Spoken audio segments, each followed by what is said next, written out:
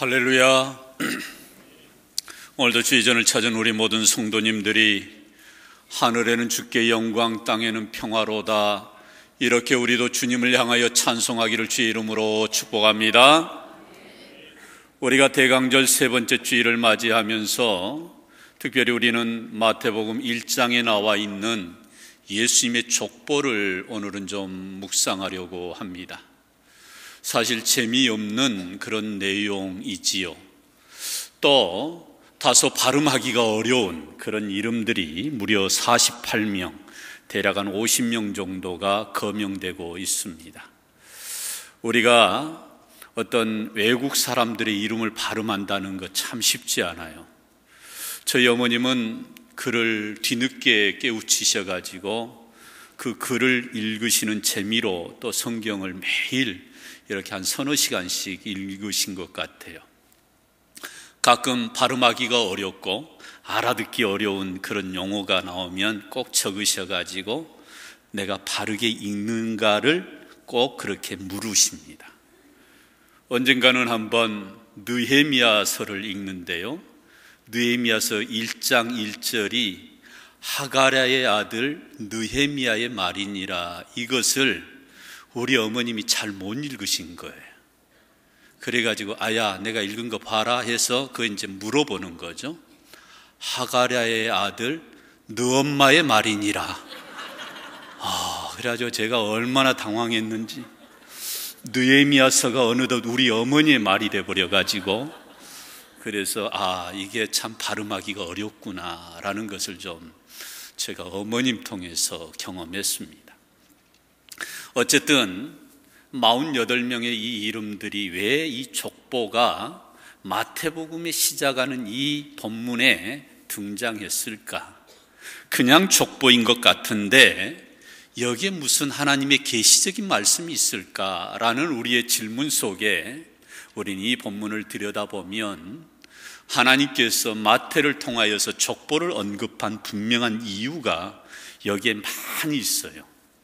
그러나 저는 오늘 이 본문을 통해서 5가지만 좀 그 의미를 찾아보려고 하는데, 한마디로 저는 이 본문의 말씀을 이렇게 제목을 붙여봅니다. 하나님이 준비하신 성탄절. 이 전체 족보의 사람들을 보고 그 역사의 길이를 놓고 보면 예수 그리스도의 나심을 이 족보를 통해서 우리에게 말씀을 하는데, 이 족보가 그냥 어떤 계보를, 어떤 가문의 족보를 우리에게 말하려고 하는 것이 아니었음을 우리는 보게 됩니다. 보다 더 영적인 부분과 그리고 구속사적인 계시가 이 족보 안에 들어있음을 우리가 보게 된다, 그 말이지요. 그렇다면 과연 하나님께서는 왜 이 족보를 통해서 우리에게 어떤 메시지를 전해주려고 하신 것일까? 첫 번째로, 하나님은 예수님께서 약속된 메시아요 유대인의 왕으로 오셨음을 우리에게 선언하고 계십니다. 우리 한번 1절 말씀을 우리 한번 같이 봉독합니다. 아브람과 다윗의 자손 예수 그리스도의 계보라.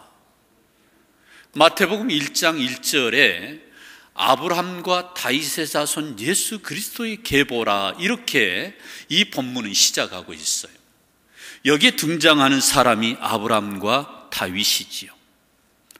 이스라엘 백성들, 즉 유대인들에게 있어서 가장 그들이 존경하는 사람들이 누구냐면 믿음의 조상 아브라함, 그리고 이스라엘 백성들을 광야에서 40년 동안 동고동락하면서 저 가나안 땅까지 들어가도록 절대적인 지도력을 발휘했던 사람 모세, 그리고 무엇보다도 하나님을 사랑하고 하나님의 성전을 사랑했던 성군 다윗, 이 세 사람만큼은 이스라엘 백성들이, 유대인들이 늘 신앙의 고백으로 그들이 자기의 신앙의 롤 모델로 삼는 그런 존경하는 인물입니다. 무엇보다도 아브라함을 통해서, 다윗을 통해서 또한 하나님께서 이루시겠다고 하는 약속들이 너무나도 많이 하나님께서 언약을 맺으셨던 그런 약속의 말씀들이 바로 이 아브라함과 다윗을 통하여 이루어진 말씀, 약속되어진 말씀이 많아요. 그러다 보니 이스라엘 백성들이 늘 존경하는 아브라함과 그리고 다윗을 통해서 하나님이 이미 수백 년 전, 수천 년 전에 약속하셨던 것이 언제 이루어질 것인가 늘 그들은 기대하고 소망했던 것입니다. 그 약속 가운데 하나가 뭐냐면 장차 아브라함을 통하여서 그리고 다윗을 통하여서 이 땅에 메시아가 오게 될 것이라고 하는 메시아 대망 사상이 이 이스라엘 백성 유대인들에게는 그 누구보다도 강하게 있었어요. 지금으로부터 2000년 전입니다. 이 이스라엘 백성들은 나라를 잃어버리고 로마의 속국 아래서 살아가는 겁니다. 그러다 보니 그들이 실제적으로 하나님의 그 언약 속에서 오늘이나 아니면 내일이나 아니면 이 해나 아니면 내년이나 하나님께서 약속하신 메시아가 오지 않을까 늘 그들은 메시아를 기다린 겁니다. 그러므로 이 마태복음의 본래 저작의 의도는 이스라엘 백성들 즉 유대인들에게 장차 오시게 될 그 메시아가 바로 예수 그리스도이심을 유대인들에게 전하고자 이 마태복음을 기록한 거예요. 그러니까 마태복음의 기록의 목적의 대상은 다름 아닌 유대인들인 거죠. 우리가 잘 아는 요한복음은 어떤 사람을 대상으로 기록했느냐? 헬라 사람들, 즉 그 당시 로마에 사는 수많은 이방 사람들을 대상으로 우리가 믿는 예수 그리스도가 로고스요, 여러분들이 말하는 최고의 지선, 최고의 선, 절대적인 존재, 그분이 바로 그리스도입니다. 이게 요한복음의 기록의 목적이에요. 그런데 마태복음은 그 기록의 대상이 다름 아닌 유대인들, 즉 이스라엘 백성들에게 이 메시지를 전하기 위해서 하나님은 마태를 통하여서 이 예수님의 생애를 기록하게 한 것입니다. 우리가 잘 아는 이 아브라함이 어떤 인생입니까? 아브라함은 어느 날 갑자기 하나님의 부르심을 받고 그가 하나님의 사람이 되었던 인물이에요. 그가 과거에 하나님을 믿었던 모태신앙을 가졌던 그런 사람이 아니었습니다. 하나님이 불러서 그를 이와 같이 언약하시고 약속하시는데 창세기 12장 2절 말씀에 이와 같이 기록되어 있습니다. 우리 한번 같이 봉독합니다. 시작. 아브라함, 내가 너로 큰 민족을 이루고 내게 복을 주며 내 이름을 창대하게 하리니 너는 복이 될지라. 아멘. 하나님께서 아브라함을 부르실 때에 하나님이 부르신 분명한 목적이 있는데 뭐라고 말씀했습니까? 화면에 내가 너를 큰 민족으로 이루게 하시고 그리고 내 이름을 어떻게 하겠다는 거예요? 창대하게 하겠다는 거예요. 이것은 어떤 개인에 대한 축복의 말씀으로 주신 말씀이 아니고요, 네 허리에서 나온 혈통을 통해서 자손을 통해서 내가 큰 민족을 이루고 너의 이름이 당대에 네 시대에 사는 사람들에게만 알려지는 이름이 아니라 역사 이후로 계속해서 오고 오는 세대 사람들에게 너의 이름은 창대하게 많은 사람들의 입에서 거론될 것이다 라는 이야기입니다. 여러분, 이것이 궁극적으로 무엇을 의미하느냐? 한마디로 말하면 예수 그리스도가 너의 허리에서 나온다라는 약속의 말씀인 거죠. 그래서 유대인들은 이 아브라함의 그 혈통에서 메시아가 올 것을 기대한 겁니다. 그리고 늘 이제나 저제나 우리 예수님이, 즉 메시아가 기름 부으신 하나님의 종이 오실 것을 기대한 거예요. 여러분, 이것이 바로 이스라엘 백성들에게 있었던 메시아 대망 사상입니다. 또한 그들이 존경하고 좋아하는 인물이 바로 다윗입니다. 다윗은 목동이었습니다. 양을 치는 하나의 소년에 불과했어요. 결코 그는 유명한 자가 아니었어요. 그런 그를 하나님이 부르시고 마침내 다윗을 나중에 왕으로 세우고, 왕으로 세우는 정도가 아니라 그의 왕위를 통하여서 계속해서 이스라엘 민족이 형성되어 가면서 나중에 왕의 혈통 가운데서 메시아가 올 것을 예고하신 거예요.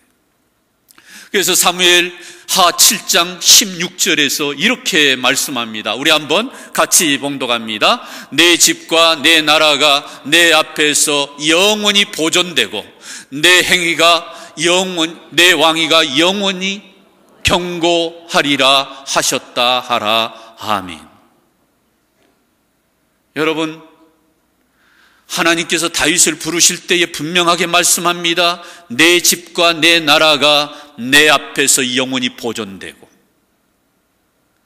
우리가 살면 70이요 80이라고 그러는데 그 한 사람의 인생이 오래가면 얼마나 가겠어요? 그 집안이 오래가면 몇 대나 가겠습니까? 물론 한 10대 20대 가지만 하나님은 다윗을 부르시기를 내 집과 내 왕위는 내가 영원히 너를 보존할 것이라, 이렇게 약속하는 거예요. 그러면서 분명하게 우리 하나님은 이와 같이 다윗을 부르신 이유가 내 왕위를 견고하게 하리니 예수 그리스도 즉 메시아를 통해서 마침내 너의 왕위는 견고하게 세워질 것이다 라고 약속하는 거예요.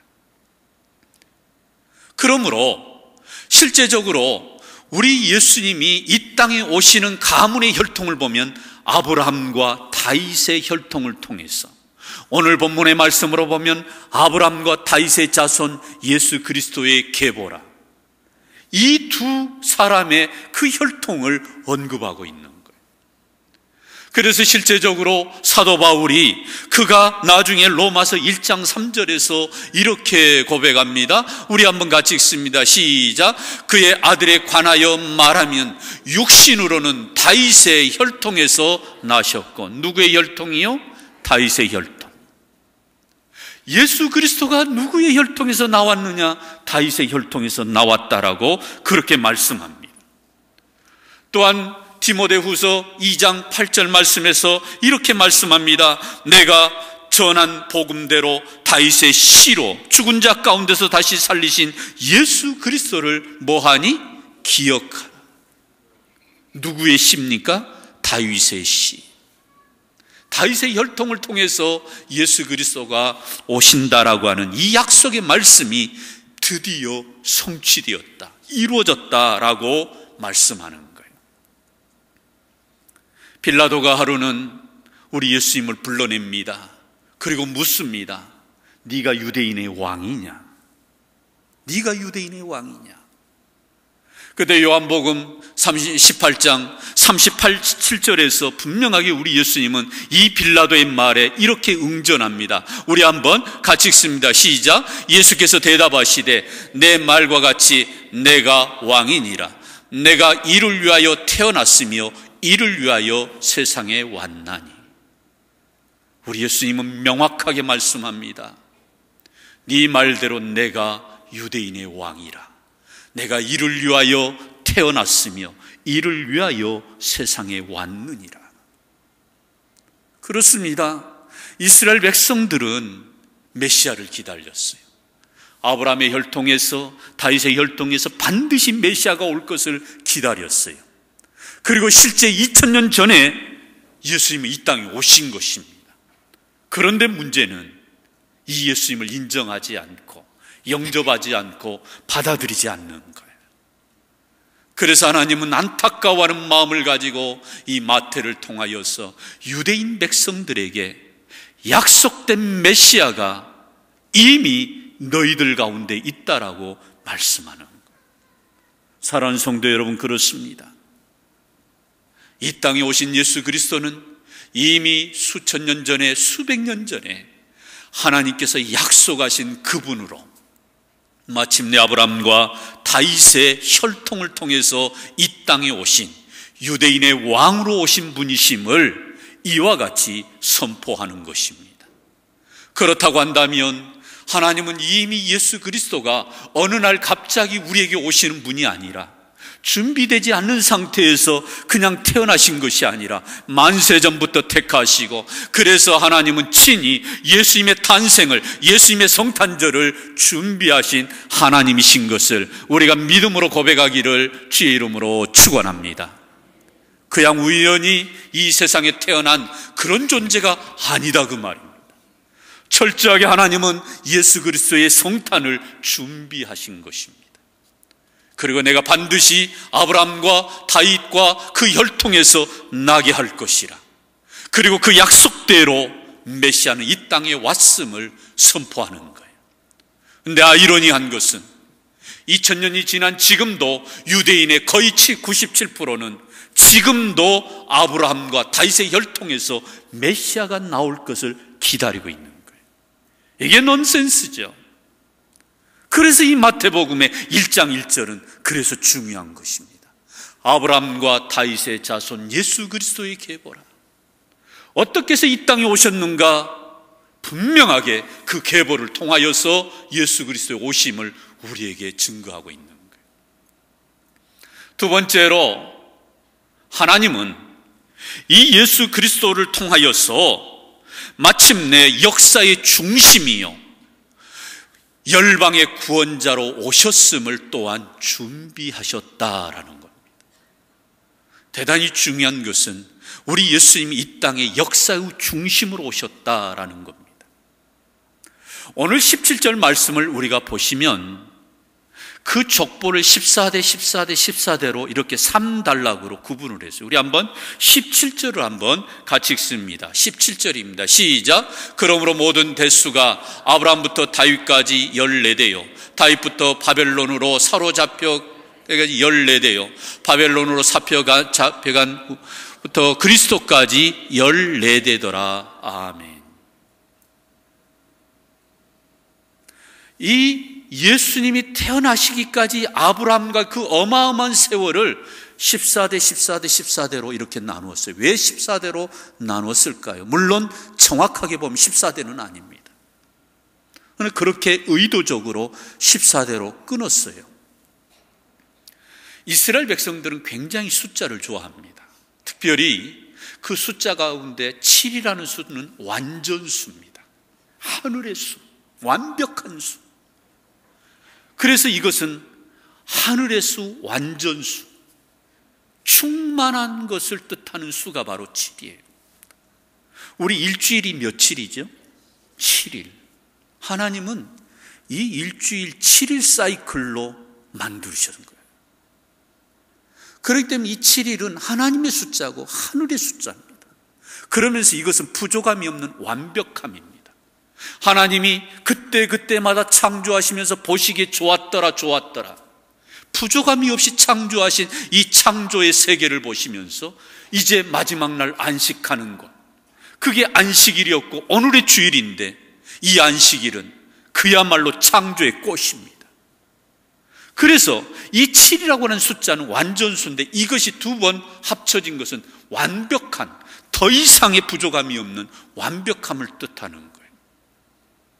그러니까 14대로 끊었다라고 하는 것은 우리 예수 그리스도의 출생은 완벽하게 그 하나님의 그 계획대로 이루어졌다라는 거예요. 3단계로 역사가 구분되는데 첫 번째 단계는 아브라함부터 다윗까지입니다. 이 기간은 일종의 번영기입니다. 이때는 정치 형태가 신정주의였어요. 이스라엘 백성들은 철저하게 하나님을 섬기고 하나님을 경외하는 그 신앙을 따라서 살아가면서 정치도 우리의 삶도 우리의 모든 문화도 하나님의 말씀에 청종하고 하나님을 경외하는 신앙으로 모든 것이 일맥으로 통하는 겁니다. 그래서 따로 무슨 왕이 필요하거나 어떤 국가를 운영할 때, 나라를 운영할 때 따로 어떤 내규가, 어떤 그 나름대로의 어떤 헌법이 필요하지가 않았어요. 그냥 하나님의 법이면 됐던 거였어요. 이때만큼은 이스라엘이 계속해서 융성해 가는 겁니다. 번영해 가는 거죠. 이게 아브라함 때부터 다윗 때까지입니다. 그런 이스라엘 백성들이 다윗부터 바벨론으로 포로로 잡혀간 그때까지 2단계는 쇠퇴기입니다. 이스라엘 백성들이 우리도 이방 나라들처럼 왕을 달라고 해서 왕을 요구한 거죠. 그래서 어떻게 했어요? 제사장 사무엘이 그들의 그 요구를 거절할 수가 없어서 왕을 하나님은 허락한 겁니다. 그래서 사무엘을 통하여 사울 왕을 세우고, 그래서 이스라엘이라는 나라가 이제는 신정주에서 왕정 정치로 바뀌는 거예요. 근데 문제는 나라가 더 발전하고 성장해야 되는데 왕끼리 싸움이 일어나고요. 그러면서 남과 북이 나뉘어지게 되고, 그리고 결국은 아수르 강대국에 의해서 북이스라엘이, 그리고 바벨론의 강대국에 의해서 남유다가 완전히 멸망하고 그들은 포로로 잡혀가는 이 기간, 이것은 바로 쇠퇴기입니다.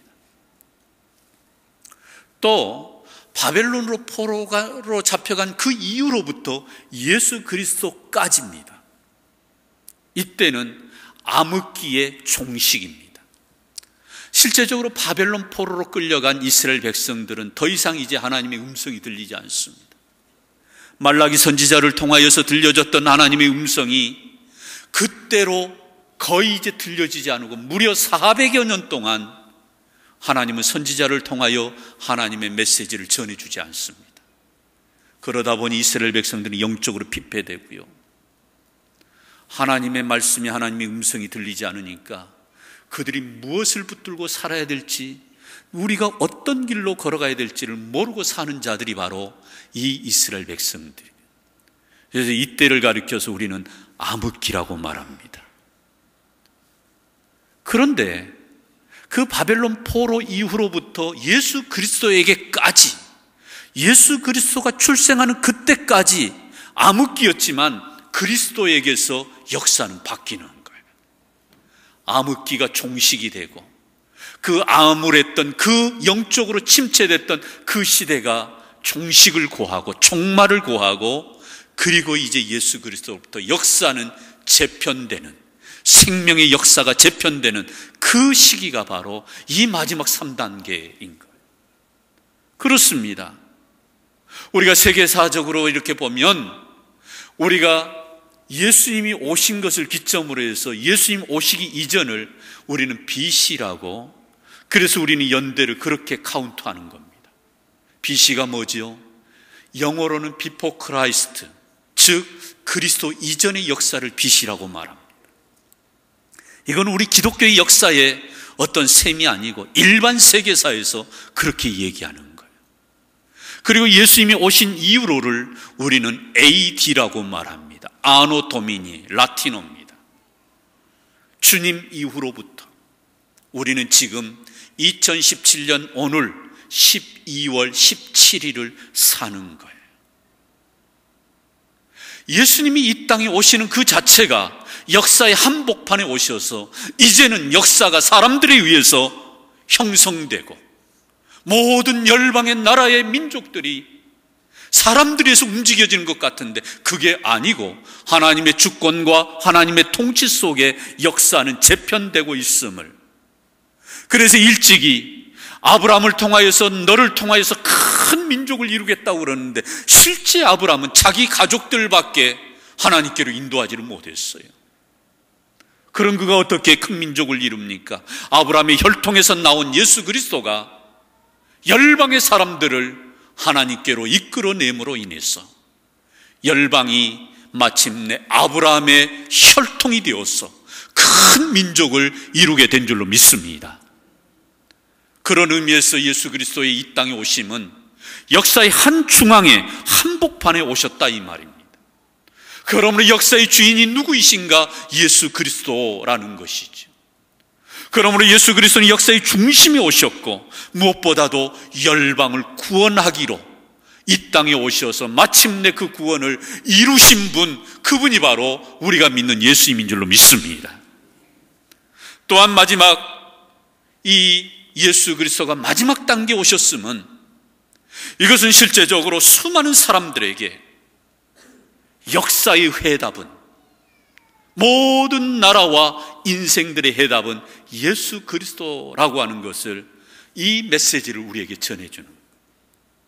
그래서 우리 예수님이 분명하게 말씀하기를 나는 곧 길이요 진리요 생명이니, 여기에 길이 뭐예요? 하나님 아버지께로 갈 수 있는 유일한 길, 여러 길 중에 하나, 그런 길이 아니고 유일한 길입니다. 더웨이, 유일한 길입니다. 어떤 여러 갈래의 길 중에 하나가 아니라 오직 한 길. 그렇다면 우리가 하나님께로 나갈 수 있는 해답은 예수 그리스도밖에 없는 줄로 믿습니다.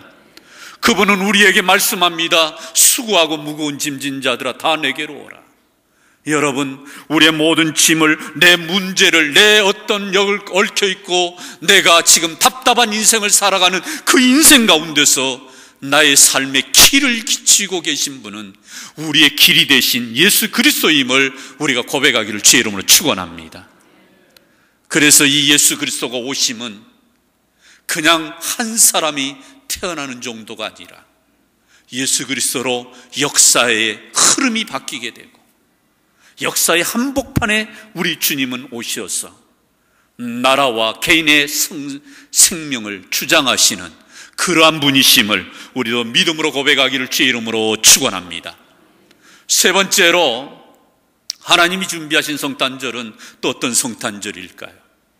무엇보다도 예수님께서 죄와 허물이 많은 사람들도 구원하시기 위해서 이 땅에 오셨음을 우리 하나님은 분명하게 준비하셨습니다. 이 48명의 이 사람들을 보면 완벽한 사람들이 하나도 없어요. 다 허물이 많습니다. 아브라함은 자기 아버지가 우상장수였어요.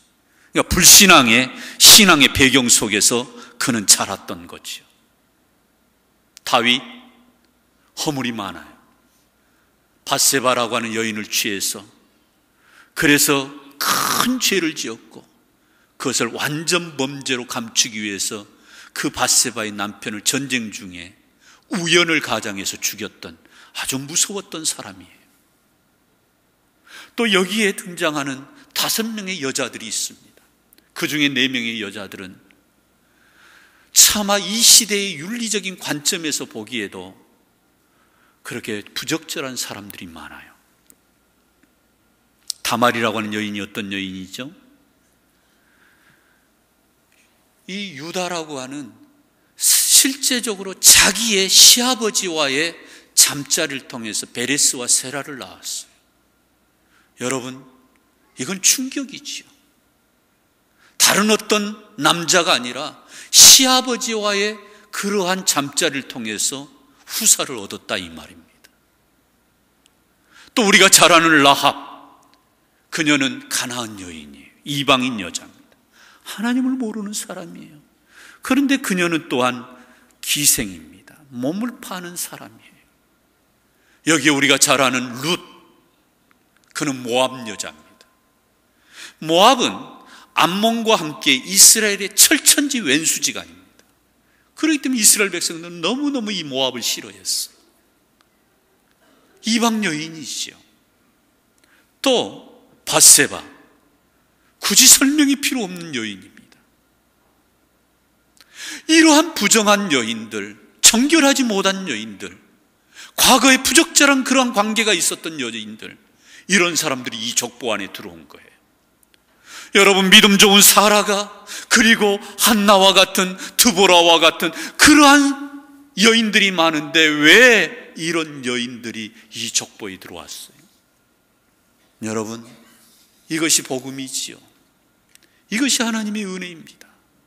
한결같이 죄가 많고 실수가 많고 추한 모습들, 냄새나는 모습들, 허물 많은 모습으로 살아가는 이 여인들이 하나님의 은혜를 입음으로, 그래서 마침내 예수 그리스도의 그 구원을 이루는 데에 쓰임받았다면 이것이 진정 하나님의 사랑이고 하나님의 복음인 줄로 믿습니다. 결국은 하나님을 만남으로, 예수 그리스도를 만남으로 그들의 영적인 신분이 바뀌었다 그 말입니다. 세상적으로는 볼품없지만, 세상적으로는 그들은 내세울 만한 그러한 스펙 하나가 없지만, 그러나 우리 하나님을 만남으로, 우리 예수님을 만남으로 그들이 영적으로 성결한 자로 바뀌었다고 한다면 저와 우리 모두도 이런 신앙의 삶이 우리 안에 있기를 주의 이름으로 축원합니다. 사도 바울은 늘 자기 자신을 되돌아볼 때에 하나님 앞에 부름을 받아서 복음을 열정적으로 전하면서도 성령에 충만했던 사람인데도 불구하고 자기 자신 안에 육정이 있음을 늘 그는 느꼈어요. 내가 거룩한 하나님의 성령의 법을 따라 살고자 하지만 여전히 본능적으로 나는 죄의 법이, 사망의 법이 나를 사로잡고 자꾸 육체의 일을 행하려고 하는 자기 자신을 본 거예요. 그래서 바울이 고백하기를 오호라 나는 공고한 자로다. 이 사망의 몸에서 누가 나를 건져내랴. 자기 내면의 깊은 탄식이 이 바울에게 있었던 겁니다. 그런 그가 예수 그리스도를 만남으로 완전히 그 인생이 바뀌게 되었다고 한다면, 그래서 그는 죽기까지 복음 전하는 자로 나의 달려갈 길을 마쳤다라고 고백한다면, 저와 우리 모두도 역사의 한복판에 오셨던 우리 예수님이 죄 많고 허물 많고 실수투성인 우리들을 만나주심으로 우리의 생애도, 우리의 삶도 이와 같이 변화되는 역사가 일어나기를 주의 이름으로 축원합니다.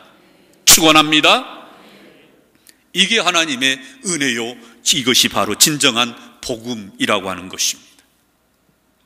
예수님이 이 땅에 오심으로 마침내 유대인과 이방인들의 그 벽이 허물어지게 되고, 남자와 여자의 벽이 허물어지고, 성도와 믿지 않는 죄인들 간의 벽이 허물어졌던 것, 이것이 바로 우리 예수님의 성탄인 줄로 믿습니다.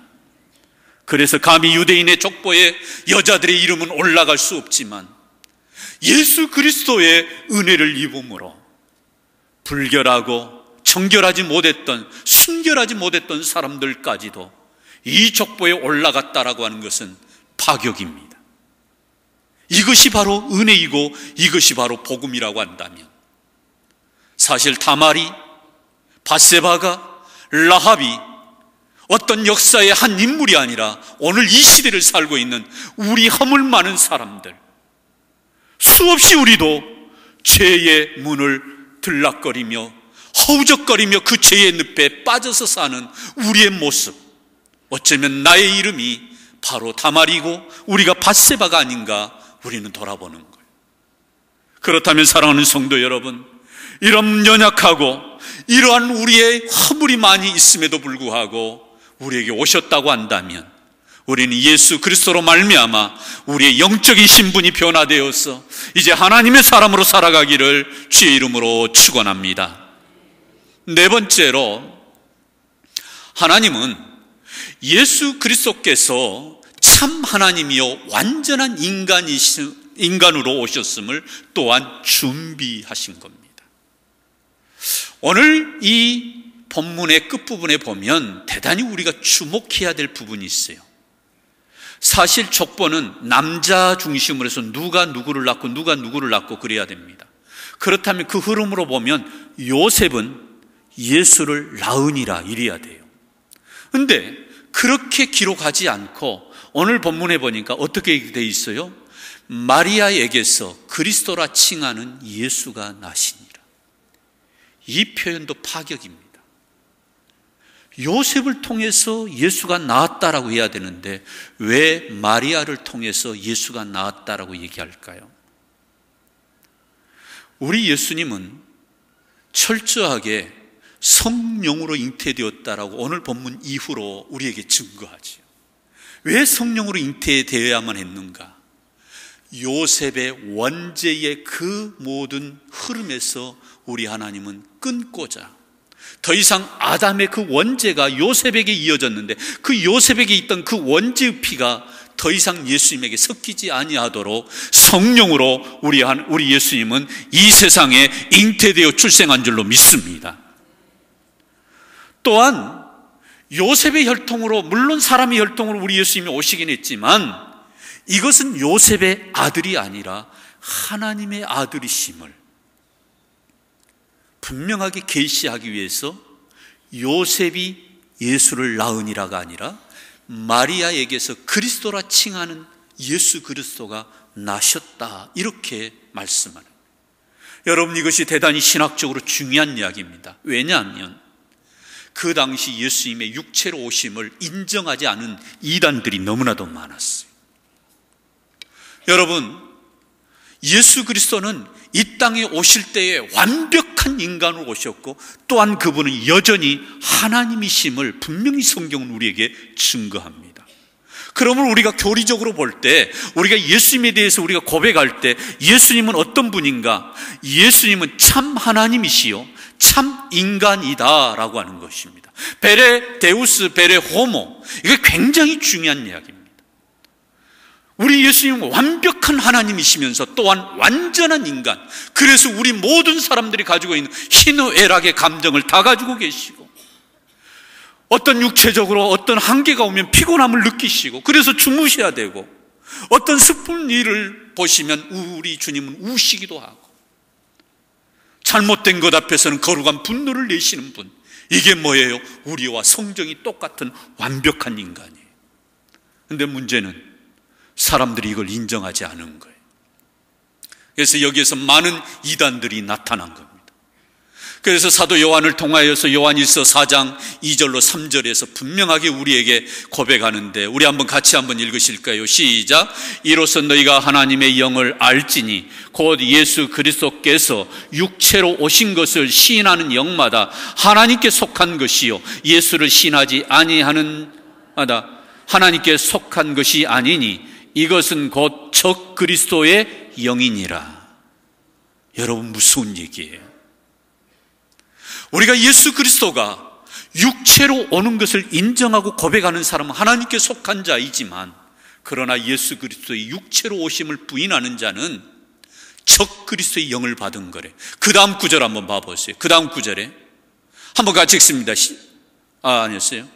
지금도 그들이 우리 안에, 우리 주변에 있다, 이 말이에요. 여러분, 대단히 중요한 이야기입니다.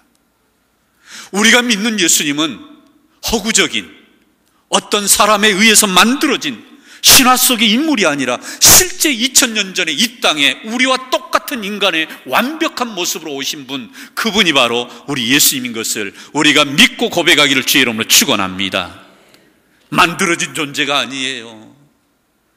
좀 부족하니까 거기에다가 신화를 붙이고 거기에다 여러 가지 일을 붙여가지고 미화되어가지고 예수님이 이렇게 우리에게 알려지는 존재가 아니라 실제 2000년 전에 우리 예수님은 인간의 몸으로 태어나셔서 우리가 겪는 모든 인간이 겪을 수 있는 과정들을 다 밟으신 분, 완벽한 하나님이면서 완벽한 인간이심을 우리가 고백하기를 주의 이름으로 축원합니다. 그래서 이 족보가 중요한 거예요. 마지막 5번째로는 우리 하나님은 예수님께서 생명을 주시는 분으로 오심을 준비하셨다라는 거예요. 우리가 이 족보에서 들여다볼 수 있는 반복되는 단어가 누가 누구를 낳고입니다. 구약 성경을 보면 대부분 그 사람에 대해서 얘기할 때는 누가 누구를 낳고 몇 세에 죽었더라 그래요. 그러니까 그 사람에 대해서 언급을 할 때는 죽음을 언급해요. 그런데 예수님 이후로 마태나 요한이나 베드로나 바울이나 이들의 죽음을 기록하지를 않아요. 낳고 물론 아브라함도 죽었어요. 그러나 아브라함의 죽음을 말하지 않고 예수 그리스도가 오심으로 모든 사람들에게는 생명의 역사가 있음을 말씀하기 위해서 낳고 낳은 것에 대해서만 언급하고 있어요. 여러분, 나사로가 죽었을 때에 많은 사람들이 슬피 울면서 나사로가 죽었습니다 라고 그랬을 때에 우리 예수님은 죽음의 관점이 전혀 달랐어요. 죽은 것이 아니라 뭐라고 해요? 잔다라는 거예요. 야이로의 딸도 마찬가지. 그렇습니다. 생명으로 오신 분이시기에, 생명을 수여하시는 분, 생명을 우리에게 주시는 분이시기에 예수님이 이 땅에 오심 그 자체가 모든 사람들에게 생명을 주시는 분이기에 낳고로만 기록해요. 베드로가 몇 세에 죽었더라, 바울이 몇 세에 죽었더라, 더 이상의 구약의 기록 방식을 거절합니다. 왜요?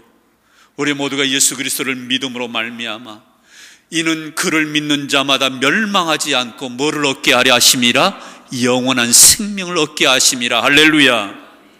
그렇습니다. 그래서 예수님은 우리 예수님 자신을 계시할 때 내가 곧 생명이니 내가 하늘에서 내려온 생명의 떡이로다. 그렇습니다.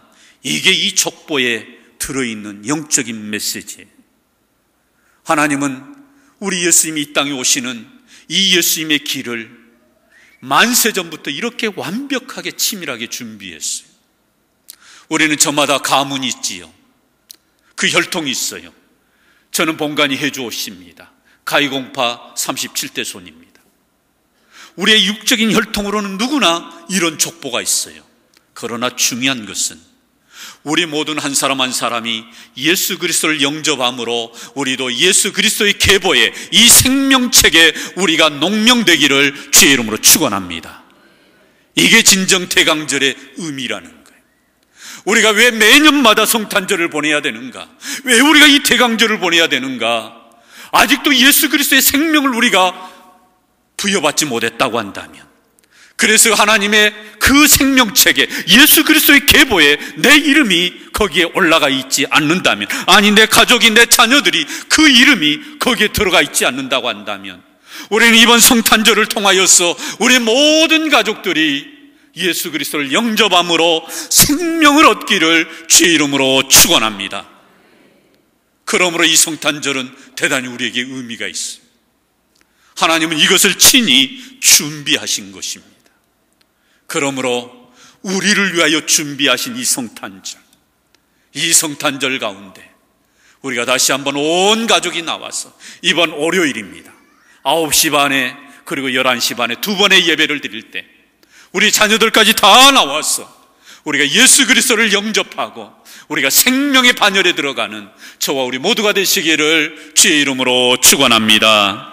은혜로우신 아버지 하나님, 참으로 우리 모든 인생을 위하여 우리를 불쌍히 여기시고 수백 년 수천 년 전에 하나님이 친히 우리를 위하여 예수 그리스도를 보내주시기로 준비하셨던 이 성탄절에 다시 한번 우리가 예수 그리스도를 영접하는, 예수 그리스도를 생명의 구원자로 우리가 영접하는 이번 성탄절이 되게 하여 주시옵소서. 예수님 이름으로 기도드리옵나이다. 아멘.